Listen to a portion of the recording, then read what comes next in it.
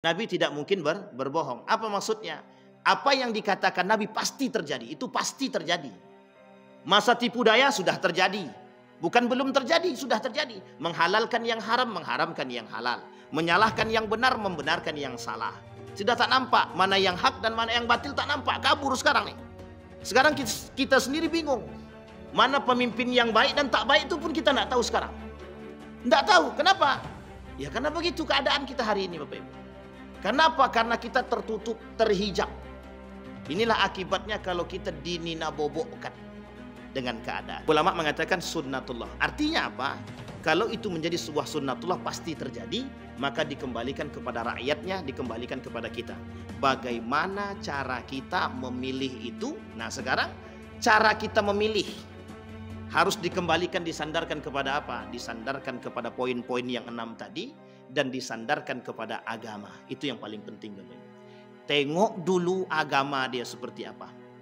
Makanya mohon maaf Bapak Ibu, kenapa Allah katakan berkali-kali di dalam Al-Quran, jangan kalian pilih pemimpin kafir. Itu ada alasan Bapak Ibu. Orang kafir, orang munafik neraka jahanam. Lah penghuni neraka jahanam kok mau kita pilih? Asyhadu an la ilaha illallah wahdahu la syarika lah wa asyhadu anna Muhammadan abduhu wa rasuluh la nabiyya ba'd. Allahumma salli wa sallim wa barik ala hadha an-nabiyil karim. Allahumma salli ala Muhammad wa ala ali Muhammad fil alamin innaka Hamidum Majid. Ya ayyuhan nasu ittaqu rabbakumul ladzi khalaqakum min nafsin wahidah wa khalaqa minha zawjaha wa batha minhuma rijalan katsiran wa nisaa'a wattaqullaha alladzi tasaaluna bihi wal arham innallaha kana 'alaikum raqiba. Wa qala Allah ta'ala ya ayyuhalladzina amanu ittaqullaha wa qulu qawlan sadida yuslih lakum a'malakum wa yaghfir lakum dhunubakum wa man yuti'illaha wa rasulahu faqad faza fawzan 'azima. Puji syukur kehadirat Allah atas limpahan rahmat dengan mengucapkan alhamdulillahirabbil alamin. Berselawat kepada Nabi dengan mengucapkan Allahumma salli ala Muhammad wa ala ali Muhammad fil alamin innaka Hamidum Majid. Baik Bapak Ibu sekalian yang berbahagia, di subuh hari ini mudah-mudahan Allah limpahkan rahmat dan karunia-Nya kepada kita semua. Allah jadikan rumah tangga yang sakinah, mawaddah warahmah. Allah anugerahkan anak-anak yang saleh dan salihah. Allah kemudian mengistiqamahkan kita menjadi orang-orang yang istiqamah dalam kebaikan dan ketaatan kepadanya. Amin ya rabbal alamin. Baik Bapak Ibu sekalian yang berbahagia, di subuh hari ini kita akan coba sedikit mengangkat tentang masalah kepemimpinan dalam Islam. Kemudian kita akan coba mengkaji sedikit karena ada beberapa poin hal yang harus kita saling mengingatkan antara satu dan yang lain tentang permasalahan-permasalahan ar-riyasah. Ada kalimat pemimpin di dalam Islam itu banyak. Ada yang disebut dengan ar-riyasah, ada al-khalifah, kemudian ada al-imam. Ini penting untuk kita pahami karena kata Nabi dalam riwayat yang lain, kata Nabi dalam hadisnya itu, kita umat muslim ini diharuskan berhati-hati dengan keadaan di akhir zaman. Meski mungkin belum sampai di akhir zaman, tapi kita diperingatkan oleh Nabi untuk berhati-hati di akhir zaman itu. Kenapa demikian? Kenapa Nabi mengatakan, kenapa Nabi mengajak kita untuk berhati-hati? Karena kata Nabi, la taqumus sa'ah, tidak akan terjadi hari kiamat, kata Nabi, sampai kalian akan melihat pemimpin-pemimpin itu zalim. Pemimpin-pemimpin malikun kazzab, pemimpin-pemimpin pendusta. Ini kehati-hatian yang harus kita tanamkan dalam diri kita agar kita kelak ketika dipertanggungjawabkan atau ketika dimintai pertanggungjawaban oleh Allah, kita tak salah dalam memberikan jawaban dan pertanggungjawaban.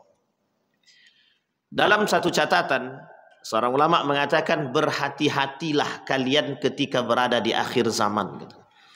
Saya merujuk kepada satu hadis Nabi. Yang pertama, kata Nabi, kelak akan muncul mulkun adud, kepemimpinan yang diktator, kepemimpinan yang otoriter, kepemimpinan yang nepotismenya tinggi, kepemimpinan yang dalam kepemimpinan itu terdapat banyak kecurangan.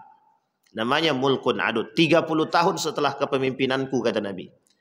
Setelah kepemimpinan Nabi, 30 tahun setelahnya, Abu Bakar, Umar, Uthman, Ali, dan anak dia Al-Hasan 7 bulan. Setelah kita hitung, kemarin sudah pernah kita hitung, pada masa pembahasan Karbala 30 tahun lebih. Itu seperti yang dikatakan oleh Nabi dalam hadisnya.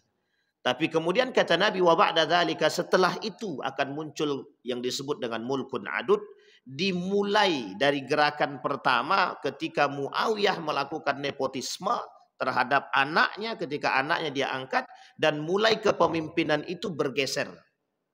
Maka di dalam Islam, kepemimpinan di dalam Islam itu setidaknya ada 3. Yang pertama itu dipilih dengan gaya musyawarah. Itu yang dilakukan oleh Umar bin Khattab bersama kaum Ansar dan Muhajirin yang kelak menetapkan Abu Bakar As-Siddiq menjadi seorang pemimpin. 1. Yang kedua, sistem dinasti yang dilakukan oleh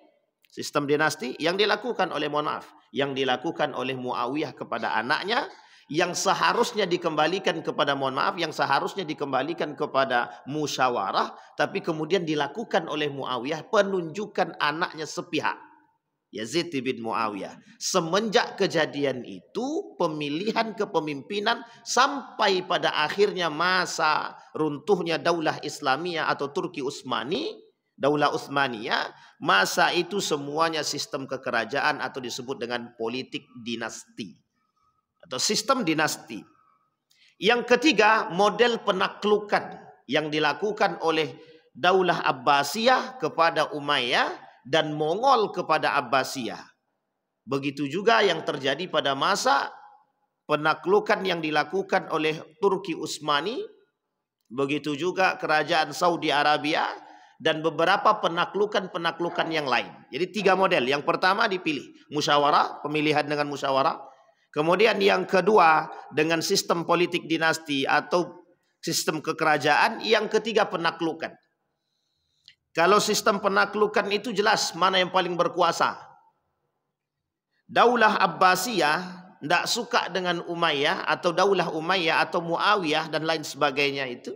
Turunan daripada Muawiyah. Ketidaksukaan itu melihat Daulah Umayyah yang begitu besar dan sudah begitu lama memimpin, kemudian digulingkan oleh Daulah Abbasiyah. Sehingga dinasti Abbasiyah muncul kemudian. Hasil daripada penaklukan itu, mereka kemudian memegang Daulah Islamiyah atau Khilafah Islamiyah. 3 hal. Nah, kata Nabi, mulkun adud itu oleh para ulama hadis mengklasifikasi apa yang disebut dengan mulkun adud, kata dia. Apa yang disebut dengan kepemimpinan yang otoriter, diktator dan lain sebagainya. Memang tidak mutlak seluruhnya, tapi indikasi-indikasi itu disampaikan oleh Nabi. Kepemimpinan yang pertama, kepemimpinan yang zalim. Kepemimpinan yang penuh dengan dusta, kata Nabi. Dalam hadisnya begini, kata Nabi. 3 kelompok yang tidak diajak oleh Nabi berbicara, oleh Allah berbicara di hari kiamat. Salathatun la yukallimuhumullah. Salasun la yukallimuhumullah yaumal qiyamah. Wa la yuzakkihim wa la yanzuru ilaihim wa lahum adzabun alim. Ada 3 pemimpin, ada tiga golongan kata Nabi yang kelak di akhir zaman itu Allah di hari kiamat Allah tak mau ajak dia berbicara, Allah tak mau melihat dia, Allah tidak mau mensucikan dia. Bahkan bagi dia azab yang sangat pedih. Allah hinakan, Allah laknat dia, Allah masukkan dia ke dalam neraka jahanam. Karena masuk dalam kategori pemimpin yang munafik, zalim dan munafik. Itu dimasukkan ke dalam neraka jahanam.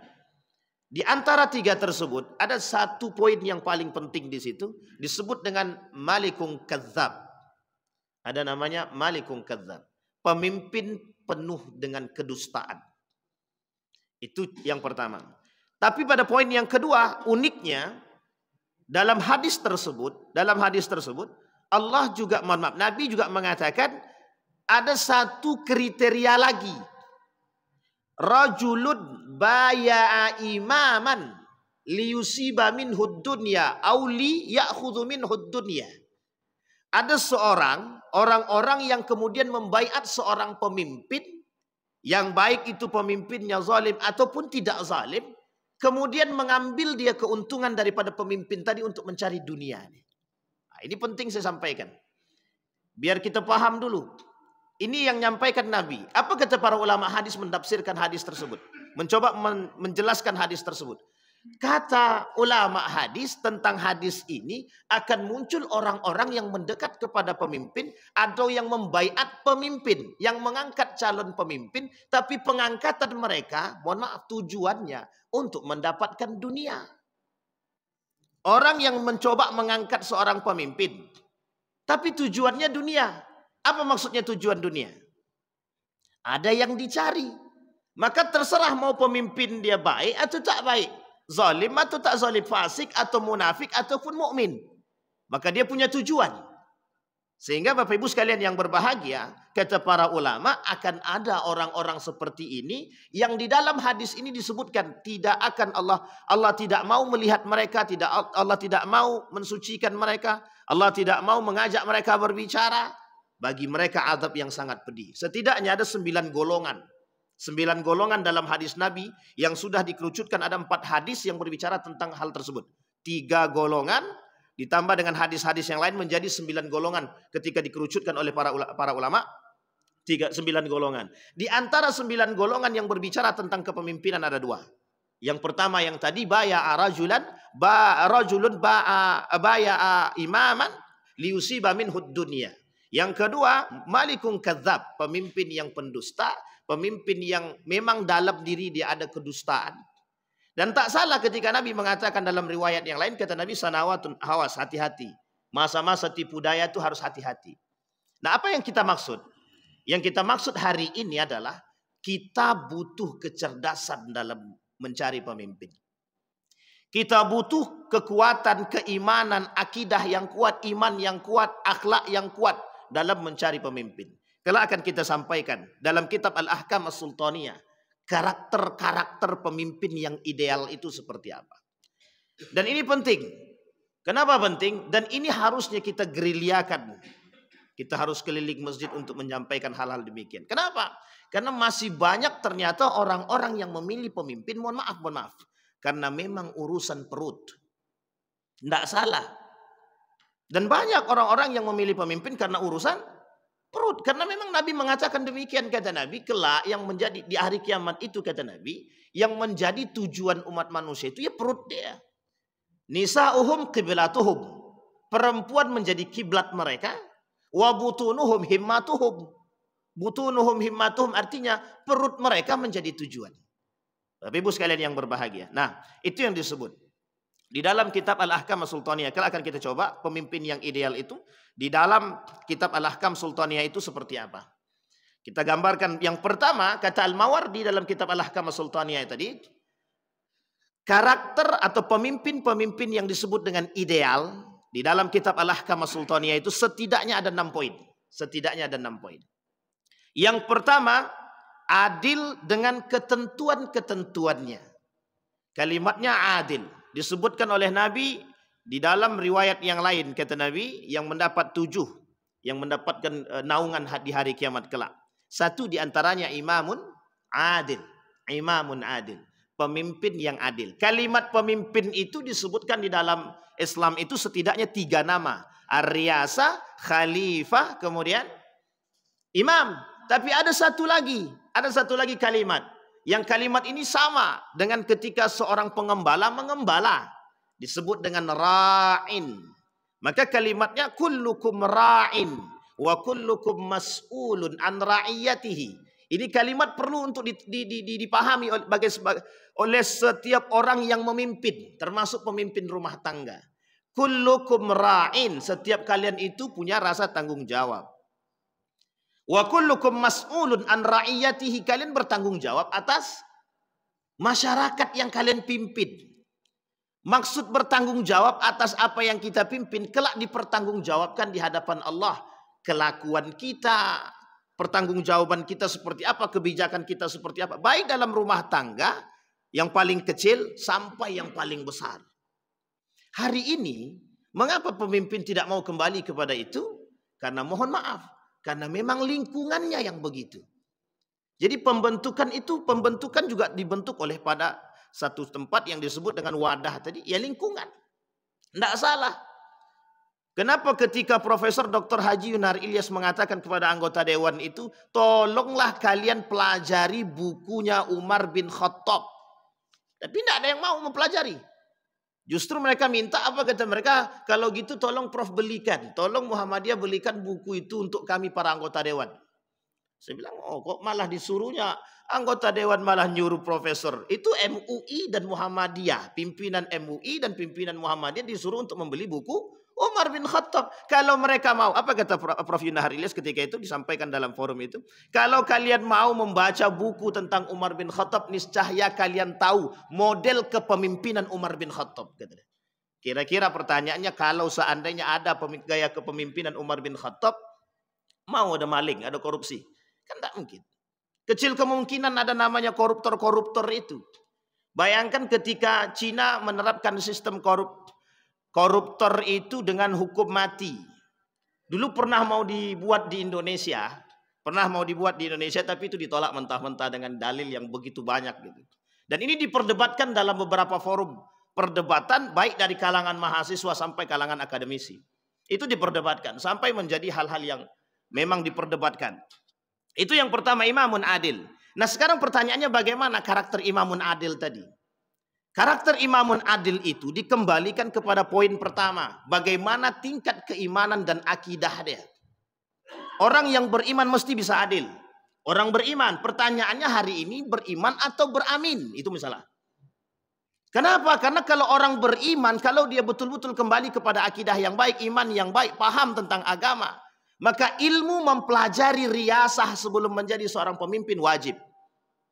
Ilmu mempelajari menjadi seorang suami yang baik sebelum dia menikah itu wajib.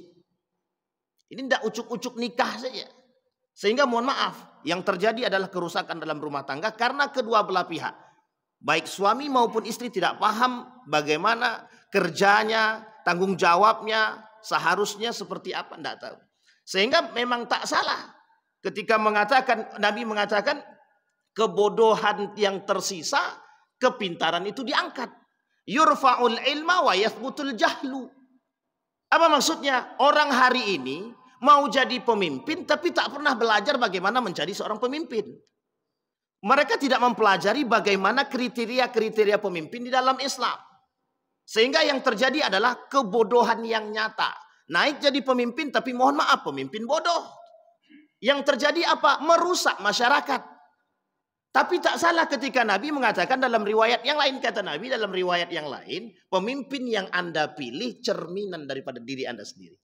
Itu Allah yang katakan dalam Al-Quran. Yang kita pilih adalah cerminan kita. Maka Bapak Ibu sekalian yang berbahagia, di subuh hari ini kita mengajak bagaimana cara kita jangan sampai salah pilih. Ini bukan kampanye, tapi memang harus kita sampaikan kepada masyarakat, jangan sampai salah pilih. Karakter dan tolak ukur pemilihan itu. Itu yang pertama, imamun adil atau karakternya adalah adil. Yang kedua, ada yang disebut dengan ilmu. Ilmu yang dibutuhkan oleh seorang pemimpin. Yang kedua itu adalah berilmu. Bukan pura-pura berilmu. Yang terjadi hari ini itu pura-pura berilmu. Justru tak berilmu. Sehingga ketika dia tak berilmu, yang di belakang dia yang membisikkan dia. Yang di belakang nih yang membisikkan. Bapak Ibu sekalian yang berbahagia, konsep yang kedua tadi adalah berilmu. Di dalam ayat Al-Quran Allah katakan begini. Ati'ullah wa ati'ur rasul wa ulil amri minkum. Taatilah Allah, taatilah Rasulnya dan ulil amri. Al-Munawi dalam tafsirnya, Ibnu Katsir dalam tafsirnya, Buya Hamka dalam tafsirnya, termasuk Quraisy Shihab dalam tafsirnya mengatakan, permasalahan kalimat ulil amri ini terbagi paling tidak ada 2 poin. Yang satu mengatakan ulil amri itu adalah ulama, yang satu mengatakan ulil amri itu adalah umara. Tetapi yang dimaksud oleh para ulama dalam tafsir itu, banyak ulama mengatakan seperti Al-Maraghi mengatakan ulil amri itu adalah ulama yang kemudian kelak menjadi umara. Sampai di sini paham ya Bapak Ibu ya. Jadi kita butuh tuh seorang alim kemudian menjadi seorang ulama. Nabi alim apa tak alim? Alim. Menjadi seorang umara, pemimpin, khalifah. Umar bin Al-Khattab dengan ketegasannya sebelum dia menjadi orang yang tegas, sebelum dia menjadi seorang pemimpin, dia alim. Alim. Umar bin Khattab alim. Abu Bakar Siddiq alim. Abu Bakar alim. Umar alim. Utsman alim. Ali alim. Al-Hasan alim. Muawiyah alim. Pertanyaannya adalah kembali kepada Yazid bin Muawiyah. Sepakat ulama. Ini kita kasih tahu Bapak Ibu. Sepakat ulama Syam ketika itu terhadap kepemimpinan Yazid bin Muawiyah. Yazid itu fasik. Bahkan ada yang paling ekstrim, ulama yang paling ekstrim mengatakan Yazid bin Muawiyah itu bukan hanya fasik, tapi sesat. Itu setelah Muawiyah. Kemal Ataturk, fasik atau sesat? Berani bilang fasik dan kafir? Tidak mungkin kan? Kemal Ataturk Muslim apa tidak? Muslim. Sesat apa tak sesat? Ulama mengatakan, ulama Turki mengatakan Kemal Ataturk itu sesat. Lebih parah daripada Yazid bin Muawiyah. Itu Kemal Ataturk pada masa daulah. Tetapi ulama mengatakan tidak boleh mengatakan kafir ataupun sesat kepada orang yang telah berislam. Masalahnya adalah jumhur ulama sepakat akan kefasikan Yazid. Artinya Kemal Ataturk termasuk pemimpin yang munafik dan yang fasik. Tapi kalau Fir'aun mau kita katakan muslim, tak mungkin. Memang dia bukan muslim. Baik, kembali kepada poin yang kedua tadi. Yang dibutuhkan daripada seorang pemimpin pada poin yang kedua adalah mereka berilmu. Ilmunya ilmu apa? Ilmu dunia kah? Atau ilmu agama kah? Yang pertama ilmu agama terlebih dahulu. Kenapa? Karena dia bakal memunculkan satu poin dalam diri dia dalam bentuk ijtihad. Umar bin Khattab itu orang yang paling tegas dengan ijtihadnya. Itu tidak bisa diingkari. Dari sekian banyak sejarah mengatakan, dalam kitab Syiarul Alam An-Numala itu mengatakan, Umar bin Khattab itu kecerdasannya pada aspek ijtihad dia. Saking mantapnya dia berijtihad itu, banyak hal-hal yang tidak ada pada masa baginda Nabi dan Abu Bakar, kemudian dibuat pada masa Umar bin Al-Khattab. Dan itu penting, poin penting. Contoh, Al-Quran. Ketika Umar bin Khattab mengatakan kepada Abu Bakar, tolong dikumpulkan mushaf-mushaf itu atau ayat-ayat Al-Quran itu yang berserakan dikumpulkan. Biar nanti generasi tahu. Apa kata Abu Bakar? Itu bid'ah. Kata Abu Bakar itu bid'ah. Tidak pernah dilakukan oleh Nabi. Tapi kata Umar bin Khattab, kalau orang-orang generasi tidak akan mengenal Al-Quran. Ya kalau sudah banyak yang meninggal, banyak yang mati di medan perang dan jihad, tidak ada yang tahu. Sehingga dibuatlah itu dan disepakati oleh para ulama, para sahabat ketika itu. Yang pertama. Yang kedua, pada masa sholat tarawih. Nabi sholat tidak sampai 5 kali Nabi sholat di masjid. Balik ke rumah Nabi. Kemudian tidak dibuat oleh Abu Bakar. Pada masa Umar, kata Umar itu nikmat bid'ah yang paling tinggi. Gitu deh. Akhirnya adalah dikumpulkan, dilakukan kembali pada masa Umar bin Khattab. Ijtihad. Dan ada ijtihad yang lain yang dilakukan oleh Umar bin Khattab. Artinya apa? Orang berijtihad ini kira-kira perlu agama yang tinggi atau tidak? Hari ini tidak bisa sembarangan berijtihad. Aku berijtihad korupsi. Tidak bisa. Aku berijtihad mau melegalkan undang-undang LGBT. Aku berijtihad ingin mengangkat atau mencabut TAP MPRS 1966. Pernah terjadi Pak ya? Pencabutan TAP MPRS 1966 tentang kasus PKI. Itu zahir Bapak Ibu. Tidak mungkin berijtihad tentang itu. Dan istihad itu membutuhkan ilmu agama yang baik. Begitu juga ilmu sosial yang baik. Nah sekarang ini bukan tengok latar belakangnya. Agamanya tak baik.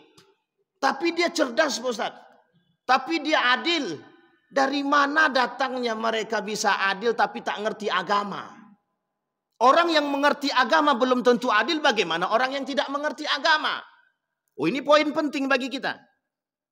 Jadi sekarang ini muncul persepsi di kalangan masyarakat tuh, yang penting dia pintar bisa mensejahterakan, masalah agama belakangan. Nah, ini dia konsep pluralisme itu begitu, sekulerisme itu begitu. Yang penting dia paham dulu, bisa mensejahterakan, masalah agama belakangan. Akhirnya apa?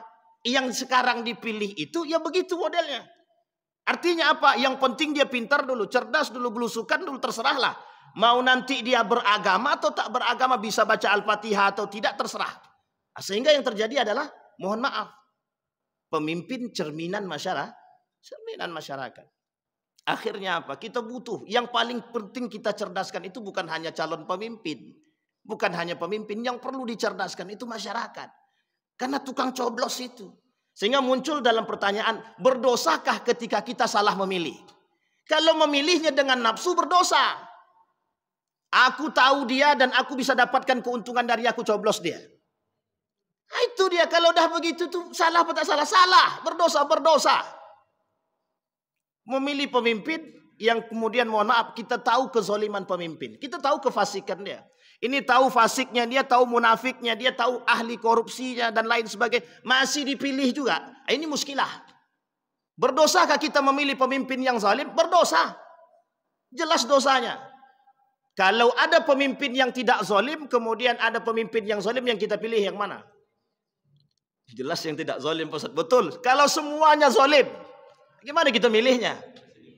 Itu sudah disampaikan oleh Umar bin Khattab. Laisal akil man ya'riful khaira baina syarr, walakinnal akil man ya'riful khaira baina syarrain, kata Umar bin Khattab. Butuhnya masyarakat cerdas itu di situ. Apa kata Umar bin Khattab? Yang pinter itu bukan memilih mana yang baik dan buruk. Itu jelas, mana baik mana buruk jelas. Tapi bagaimana cara mereka memilih di antara dua kejelekan itu? Di antara dua kejelekan itu mana yang paling kecil, yang paling sedikit kesalahannya? Atau mana yang paling tinggi amal ibadahnya? Rujukannya kemana? Kalau ada pemimpin yang tak mengerti agama, tapi kemudian ada calon pemimpin mengerti agama dan tidak mengerti agama, yang kita pilih? Jangan cepat-cepat memvonis begitu. Begitukah kata para ulama? Ulama berbeda pendapat. Tolak ukur yang pertama yang bisa kita jadikan adalah agama. Yang kedua baru kecerdasan. Ini yang penting. Yang jangan memilih dengan nafsu. Kata Al-Mawardi dalam kitab Al-Ahkam As-Sultaniyah itu, kehancuran satu kaum itu disebabkan salah pilih. Jadi kehancuran itu disebabkan salah pilih. Tak salah ketika ada yang mengatakan rusaknya masyarakat disebabkan oleh pemimpin. Rusaknya pemimpin disebabkan oleh ulama. Dan rusaknya ulama itu juga bisa disebabkan oleh rendahnya ilmu. Nah, kembali pada poin yang kedua tadi adalah ilmu. Baik, poin yang ketiga. Dalam kitab Al-Ahkam As-Sultaniyah, poin yang ketiga, pemimpin yang ideal itu sehat jasmani. Sehat jasmani, sehat rohani, yaitu yang paling penting itu. Oh, ini sehat semua, Ustaz. Calon-calon yang nampak sekarang ini sehat semua. Ah, itu bagus. Jadi kan bersaing dalam kesehatan itu baik. Bukan masalah bersaing dalam kesehatan, itu masalahnya. Sehat jasmani, sehat rohani. Sehat jasmani tapi tak sehat rohani, muskilah. Sehat rohani tapi tak sehat jasmani juga masalah. Juga menjadi masalah. Yang paling bermasalah lagi, kedua-duanya tak sehat. Nah, ya sudah tak sehat dua-duanya, itu pula yang dipilih. Nah, ini udah masalah gitu tuh. Sudah sangat masalah. Makanya Bapak Ibu sekalian yang berbahagia, sangat lucu bagi ulama terdahulu. Pada masa tabi'in itu ada seorang calon pemimpin, mohon maaf, tapi dia jauh daripada agama dan dia kaya. Ada calon pemimpin, kaya dia, tapi dia jauh daripada agama. Apa kata para ulama ketika itu? Sangat lucu masyarakat ini ketika memilih pemimpin yang dijadikan sandaran karena harta, kata dia. Itu lucu, kata dia. Kenapa? Karena mesti kelak mereka akan mencari apa dari hasil pengeluaran mereka. Mohon maaf, itu pernyataan daripada tabi'in dalam kitab tersebut. Apa kata dia? Seorang calon pemimpin yang kaya tapi jauh daripada agama, mereka akan menghabiskan harta mereka untuk mendapatkan kekuasaan. Kelak mereka akan ambil kembali setelah mereka duduk. Nah, coba Bapak Ibu bayangkan. Loh, ini sih perkataannya demikian. Artinya apa? Penyakit yang tertanam dalam diri mereka bukan murni menjadi seorang yang pemimpin. Karena apa? Orang yang nggak ngerti agama, orang yang tidak mengerti konsep kepemimpinan dalam agama, itu mesti akan keluar daripada jalurnya. Yang dimaksudkan oleh Nabi Mulkun Adud tadi adalah pemimpin-pemimpin yang mengerti agama saja bisa melenceng, apalagi tidak mengerti agama. Maka Bapak Ibu sekalian yang berbahagia, kalau ada pemimpin yang tidak mengerti agama, maka pemimpin tersebut akan condong mengikuti, mohon maaf, program-program kaum liberal. Itu pasti. Kita ambil contoh program-program yang disepakati oleh pemerintah misalkan, yang mohon maaf program-program tersebut tidak sejalan dengan agama, tidak sejalan dengan konsep agama. Misalkan adanya kebijakan yang ingin didilkan seperti nikah beda agama. Itu undang-undangnya mau disahkan. Coba bayangkan yang mau mengesahkan itu para pemimpin. Orang-orang yang duduk di atas. Pertanyaannya adalah mereka mengerti atau tak mengerti itu. Dan dampaknya belum tentu. Yang ketiga, kasus-kasus pendidikan. Perhatikan baik-baik. Kasus pendidikan kita begitu rusaknya. Sehingga mohon maaf ingin mencampur adukkan sekian banyak agama dalam satu sekolah. Dan itu melalui kebijakan. Pertanyaannya adalah, jika pemimpin mengetahui konsep seperti ini, pendidikan seperti ini, kira-kira disahkan atau tidak? Contoh, pada masa Anies Baswedan menjadi seorang menteri pendidikan, ingin menyamaratakan masalah, ingin mengurangi materi pendidikan agama. Itu pada masa beliau menjadi seorang menteri pendidikan. Memang, wallahu alam, apakah ada tekanan dan lain sebagainya. Itu tak salah. Tak salah. Kebijakan yang lain ada. Menghilangkan pengeras suara di masjid. Loh, itu kebijakan yang nyata pada tahun 2015 ke atas, 2019 ke bawah. Apa yang terjadi? Kalau seorang pemimpin yang mengerti agama, mungkinkah melakukan hal demikian? Ini masalah kita hari ini Bapak Ibu. Kenapa kita sampaikan? Karena sudah banyak kelakuan seperti itu yang terjadi. Artinya apa? Jauhnya mereka daripada agama. Yang mereka pentingkan apa? Jangan dalih toleransi dan hak asasi manusia kemudian dicampur adukkan, dimasukkan dalam, mohon maaf, sistem kepemimpinan, kemudian kelak, mohon maaf, gara-gara sistem liberal ini, kapitalisme ini, kita menjadi rusak. Akhirnya apa? Konsep penjauhan masyarakat daripada agama tertanam secara struktural. Oleh siapa? Pemimpin yang tidak mengerti agama. Yang muncul adalah pemimpin yang zalim. Maka jangan salah kalau pendidikan kita sekarang itu menghasilkan pemimpin-pemimpin yang cinta dunia. Karena yang disandarkan kepada mereka adalah bagaimana meraup keuntungan yang besar, jauh daripada agama. Bukan agama yang disandarkan. Hos Cokro Aminoto punya dua murid yang terkenal. Soekarno. Yang kedua, Kartosuwiryo. Kedua-duanya, yang satu negara Republik Indonesia, yang satunya lagi negara Islam Indonesia, NII. Itu Kartosuwiryo. Yang kedua, kalau Soekarno dia lebih memilih negara Republik Indonesia. Sementara Kartosuwiryo memilih menjadi negara Islam Indonesia. Dan kedua-duanya di bawah satu di bawah satu guru. Siapa itu? Hos Cokro Aminoto. Gurunya sama, orangnya berbeda. Pertanyaannya adalah mana yang paling eksis di antara dua itu dan apa dampak daripadanya. Itu kan kita bisa lihat Bapak Ibu. Baik, kembali pada poin yang ketiga tadi. Sehat jasmani. Sekarang kita masuk poin yang keempat. Normal tidak cacat. Nah, ini tidak mengatakan siapapun ya, tapi begitu konsepnya dalam kitab Al-Ahkam As-Sultaniyah. Tidak cacat, normal. Yang tidak menghalanginya untuk bergerak dan bereaksi, berbuat, beraktivitas dan lain sebagainya. Oh iya, itu jelas Bapak Ibu. Nggak mungkin pula kita pilih yang sudah cacat kan. Kakinya rusak, tangannya rusak, matanya rusak. Kemudian apanya lagi? Itu tak mungkin pula kita pilih. Tapi kalaupun ada pemilihan itu tergantunglah. Tergantung akal sehat kata Rocky Gerung. Baik, yang kelima bijak. Nah, ini yang tidak dimiliki Bapak Ibu. Yang kelima ini bijak. Kenapa disandarkan kepada kebijakan? Bijak ini itu disandarkan kepada seorang yang alim ketika itu, Umar bin Al-Khattab. Itu bijaknya Umar itulah yang kemudian oleh Prof. Yunahar Ilyas katakan, cobalah kalian pelajari itu dan pahami. Yang ingin dimaksud oleh beliau adalah bagaimana kebijakan, bagaimana sifat bijaknya Umar bin Khattab itu bisa tertanam. Oh, tak bisa seperti Umar bin Khattab, tak apa-apa. Seperti Umar bin Abdul Aziz lah paling tidak. Paling tidak seperti, kalau tidak bisa seperti Umar bin Khattab, seperti Umar bin Abdul Aziz. 2 tahun hilang kemiskinan. 2 tahun hilang kriminal, 2 tahun hilang segalanya, kesejahteraan yang muncul. Masalahnya bijak di sini mesti ada porsinya. Nah hari ini tuh bijak tuh pakai porsi. Bijak kepada siapa dulu dan tidak bijak kepada siapa. Artinya apa? Bijaknya itu pilih kasih. Jadi bijak tuh pilih kasih. Itu dah tak bijak. Sudah tidak bijak. Di dalam Al-Quran kalimat adil itu ada 2. Ada namanya al-qistu. Ada yang kedua adil. Tapi kalau kebijaksanaan di dalam Al-Quran disebut dengan al-hikam. Hikmah itu artinya bijaksana. Artinya apa? Orang kalau mau bijaksana harus banyak-banyak mendapatkan hikmah. Kalau pengen bisa jadi bijaksana. Artinya bagaimana mereka bisa mencari hikmah tersebut? Pelajari. Maka tidak bisa sembarangan. Jadi seorang pemimpin harus paham karakter masyarakatnya. Seorang pemimpin harus paham karakter masyarakatnya. Kalau tak paham bagaimana?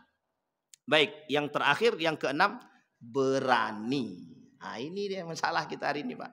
Berani. Berani apa? Berani menumpas kemaksiatan. Berani memboikot produk Israel. Berani menghapuskan berani menghilangkan khamar. Minuman khamar apapun itu. Prostitusi. Berani melawan negara-negara asing. Ini yang tak ada sekarang nih. Kita kerjasama, bukan melawan tapi bekerja sama, mencari keuntungan.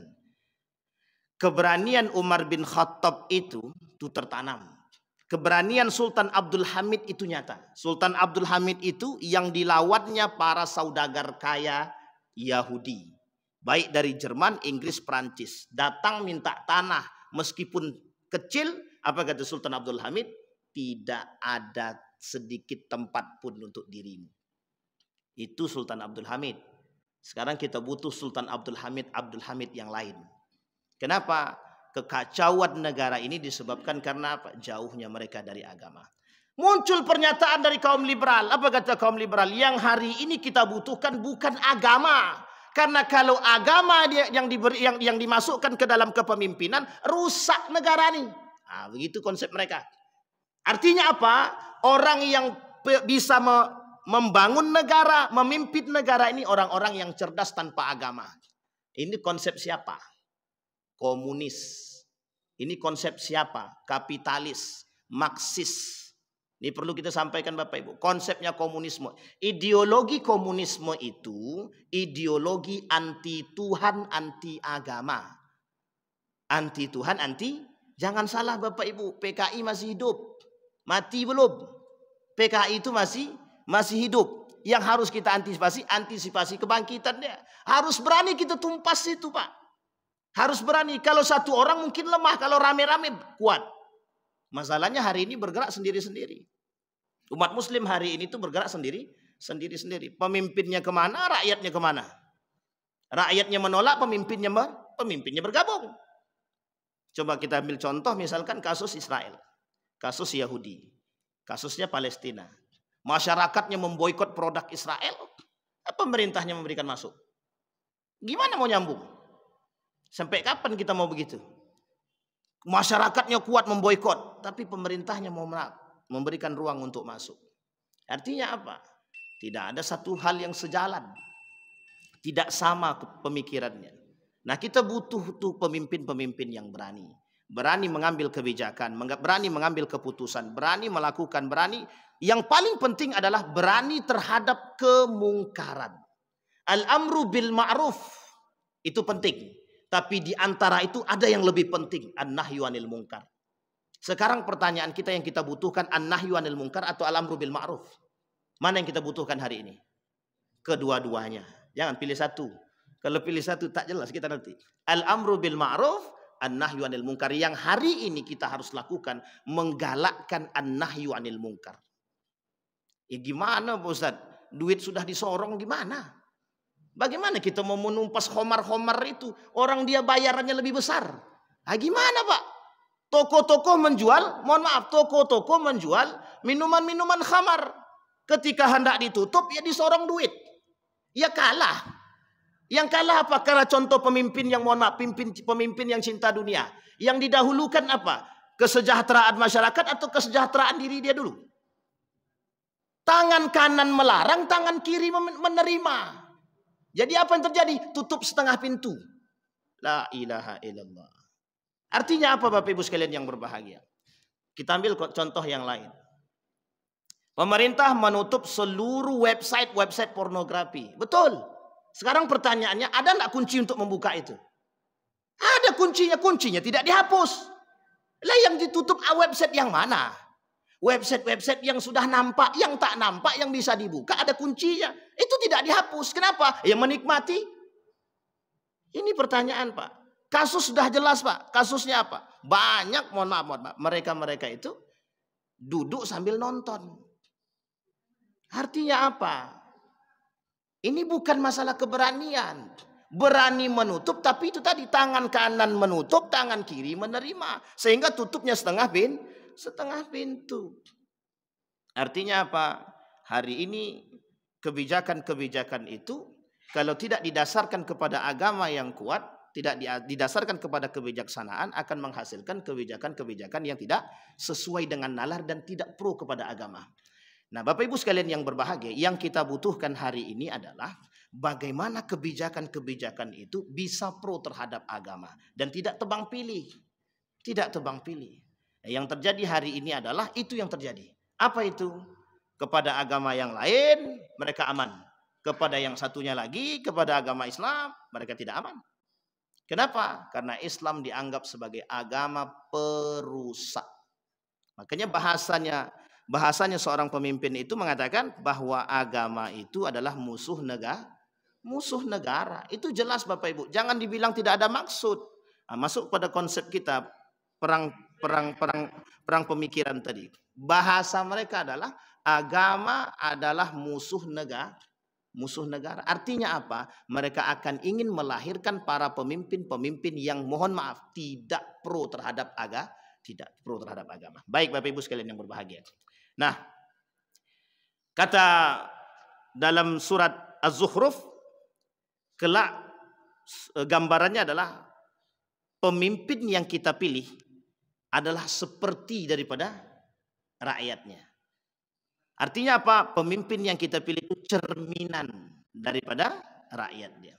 Bapak Ibu sekalian yang berbahagia, kalau kita salah pilih, kalau kita memilih dengan nafsu, maka saya sarankan kepada Bapak Ibu besok sebelum memilih, masa pilkada nanti, sebelum memilih lakukan istikharah. Jangan sekali, kalau bisa dari sekarang istikharah tuh. Dan doakan kita punya pemimpin-pemimpin yang baik. Sekarang ini kita berharap pemimpin yang baik. Pertanyaannya adalah, seberapa sering kita mendoakan pemimpin kita agar baik? Seberapa sering kita mendoakan pemimpin kita agar baik? Saya tak yakin Bapak Ibu. Kenapa saya katakan tak yakin? Kita hanya bisa bertujuan mencari pemimpin yang baik, tapi kita tak pernah berdoa untuk mendapatkan pemimpin yang baik dan berdoa agar pemimpin kita baik-baik. Yang kita lakukan apa? Caci maki, celah mencela, mencari kekurangan dan kelebihan seseorang. Yang terjadi itu. Maka kembali kepada poin tadi Bapak Ibu. Kata Nabi, 3 golongan kata Nabi. Yang kelak di akhir zaman itu muncul. Satu di antaranya kata Nabi adalah malikun kadzab, pemimpin yang penuh dengan kedustaan, karena memang disandarkan kepada masa tipu daya. Kelak kata Nabi di akhir zaman itu masa-masa sanawat khada'at. Sanawatun khada'at itu artinya masa-masa tipu daya. Artinya memang pada masa itu menjadi satu kesunahan. Artinya apa? Sunnatullah. Yang terjadi adalah seperti yang dikatakan oleh Nabi. Nabi tidak mungkin berbohong. Nabi tidak mungkin berbohong. Apa maksudnya? Apa yang dikatakan Nabi pasti terjadi. Itu pasti terjadi. Masa tipu daya sudah terjadi. Bukan belum terjadi, sudah terjadi. Menghalalkan yang haram, mengharamkan yang halal. Menyalahkan yang benar, membenarkan yang salah. Sudah tak nampak mana yang hak dan mana yang batil, tak nampak. Kabur sekarang nih. Sekarang kita sendiri bingung. Mana pemimpin yang baik dan tak baik itu pun kita tidak tahu sekarang. Tidak tahu. Kenapa? Ya karena begitu keadaan kita hari ini Bapak Ibu. Kenapa? Karena kita tertutup, terhijab. Inilah akibatnya kalau kita dininabobokkan dengan keadaan. Baik, Bapak Ibu sekalian yang berbahagia, kembali pada poin tadi. Kata Nabi, Ulama mengatakan sunnatullah. Artinya apa? Kalau itu menjadi sebuah sunnatullah pasti terjadi, maka dikembalikan kepada rakyatnya, dikembalikan kepada kita. Bagaimana cara kita memilih itu? Nah sekarang cara kita memilih harus dikembalikan, disandarkan kepada apa? Disandarkan kepada poin-poin yang 6 tadi, dan disandarkan kepada agama. Itu yang paling penting Bapak Ibu. Tengok dulu agama dia seperti apa. Makanya mohon maaf Bapak Ibu, kenapa Allah katakan berkali-kali di dalam Al-Quran, jangan kalian pilih pemimpin kafir. Itu ada alasan Bapak Ibu. Orang kafir, orang munafik, neraka jahanam. Lah penghuni neraka jahanam kok mau kita pilih? Maka ada dua pertanyaan yang muncul beberapa hari ini Bapak Ibu. Yang pertama, bolehkah kami memilih pemimpin yang fasik? Nah, ini pertanyaan pertama yang datang kepada kami Bapak Ibu. Apa kata dia? Bolehkah kami pusat memilih pemimpin yang fasik? Pertanyaannya adalah, ada tidak di antara itu yang tidak fasik? Itu pertanyaannya. Kalau ada yang tidak fasik, otomatis kita pilih ya yang tidak fasik. Pertanyaannya kalau fasik semua, pertanyaannya fasiknya seperti apa? Kalau fasiknya seperti Yazid bin Muawiyah, ya kita harus cari yang lebih rendah daripada itu. Artinya apa? Kalau semua calon pemimpin ini fasik, cari yang sedikit kefasikan. Tapi semuanya itu sedikit fasiknya Ustaz. Cari yang paling dekat dengan masjid. Begitu, memang harus begitu karena tolak ukurnya di situ. Bapak Ibu sekalian yang berbahagia, contoh kepemimpinan itu di dalam masjid. Contoh kepemimpinan itu di dalam masjid. Kenapa kita katakan yang kembali kepada masjid? Kalau kembalinya ke, mohon maaf, kalau kembalinya ke tempat karaoke, kembalinya ke sana, oh ya itu tidak mungkin Bapak Ibu. Tidak bisa kita jadikan. Sudah tahu permainannya begitu masih kita pilih yang berdosa kita. Yang berdosa yang memilih. Nah, itu pertanyaan pertama. Sekarang pertanyaan yang kedua. Apa hukumnya Pak Ustadz memilih pemimpin munafik? Ya beda tipis. Abu Hanifah mengatakan haram memilih pemimpin munafik. Haram. Pertanyaannya, Anda tahu dia munafik atau tidak? Kalau kita tahu dia munafik, maka tak boleh kita memilih. Tapi sekarang Pak Ustadz ada satu munafik, satu kafir. Mana yang harus kita pilih? Ada munafik, ada kafir. Mana yang harus kita pilih? Ini harus milih Pak Ustadz. Iya, memang harus milih. Kalau tak milih, golput namanya. Lebih haram lagi. Sekarang ada pemimpin munafik, ada pemimpin kafir. Mana yang kita pilih Bapak Ibu? Jelas munafik? Bukan. Kalau ada yang lain yang bisa kita usung, yang lain kita usung. Itu kalau ada. Tapi kalau tak ada, berikhtiarlah kepada Allah.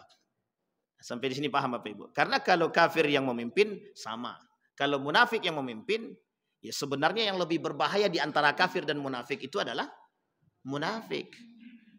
Tapi pertanyaannya kalau disandarkan kepada agama bagaimana? Kata Imam Abu Hanifah, haram memilih pemimpin munafik.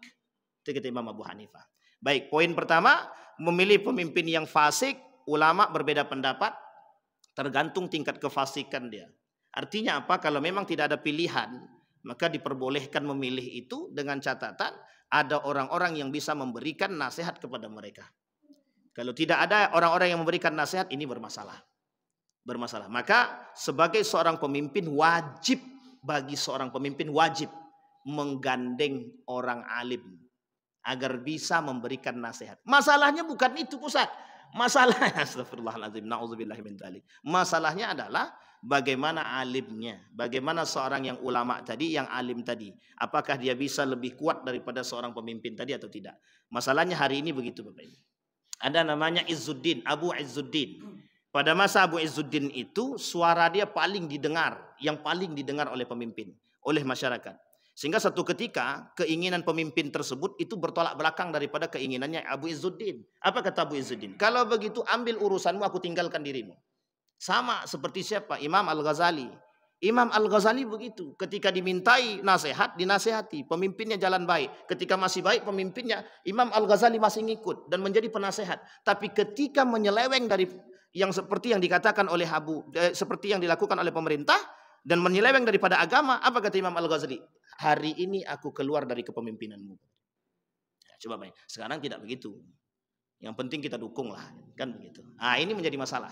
Maka siapapun calon pemimpinnya kita berharap mereka bisa menggandeng para alim agar apa? Agar bisa tetap terkontrol. Yang harusnya dipilih adalah alim yang beneran. bukan yang alim-aliman. Nah, yang menjadi masalah adalah kata Nabi, kelak di akhir zaman itu kata Nabi, yang paling berbahaya bukan Dajjal saja. Yang paling berbahaya, yang lebih berbahaya daripada Dajjal itu apa? Ulama su, kata Nabi. Alim su. Seorang ulama yang mohon maaf punya karakter-karakter yang su, yang buruk. Saya kira itu saja Bapak Ibu. Ada pertanyaan? Tidak ada, alhamdulillah. Ya, kalau bantu tanya kan panjang cerita. Baik, ada pertanyaan Bapak Ibu? Alhamdulillah semuanya terang benderang ini. Karena sudah mau masa pemilihan kayaknya semakin terang ya. Insya Allah. Sudah siap ya Bapak Ibu yang mengantongi nama-nama tertentu ya Bapak Ibu? Oh ini jelas. Kalau tak dikantongi, ingat Bapak Ibu jangan sampai golput. Artinya kalau kita golput, Bapak Ibu bisa lihat mana yang fasik, mana yang munafik, mana yang baik. Tapi Bapak Ibu kita tak boleh katakan, oh itu pemimpin munafik, tak boleh. Itu calon pemimpin munafik itu tak boleh. Kita tak boleh pilih demikian, tak boleh katakan demikian. Artinya kita cukup tahu dan sampaikan dengan cara yang tertutup. Saya kira itu saja, mudah-mudahan ada manfaat bagi kita semua. Kita berdoa kepada Allah.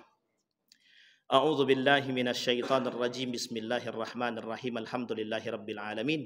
حمد الشاكرين حمد الناعمين حمد يوافي نعمه ويكافئ مزيده يا ربنا لك الحمد كما ينبغي لجلال وجهك الكريم وعظيم سلطانك اللهم صل على محمد وعلى آل محمد في العالمين إنك حميد مجيد اللهم اغفر لنا ذنوبنا وكفر عنا سيئاتنا وتوفنا مع الأبرار يا عزيز يا غفار يا رب العالمين اللهم فقهنا في الدين وعلمنا التأويل اللهم اجعل القرآن العظيم ربيع قلوبنا ونور صدورنا وجلاء أحزاننا وذهاب همومنا وغمومنا اللهم انصر إخواننا المجاهدين في فلسطين وفي غزة وفي كل مكان اللهم دمر اليهود اللهم اختمنا بحسن الخاتمة اللهم اختمنا بحسن الخاتمة اللهم ارزقنا إماما عادلا اللهم ارزقنا إماما عادلا اللهم أصلح إمامنا يا رب العالمين اللهم أصلح إمامنا يا ذا الجلال والإكرام اللهم أصلح إمامنا يا أرحم الراحمين ربنا ظلمنا أنفسنا وإن لم تغفر لنا وترحمنا